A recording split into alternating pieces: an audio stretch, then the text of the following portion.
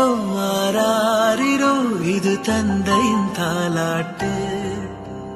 பூமியே புதிதானதே இவள் மழலையின் மொழி கேட்டு. தாயாக தந்தை மாறும் புது காவியம். இவன் வரைந்த கிறுக்கலில் இவளோ உயிரோவியம்.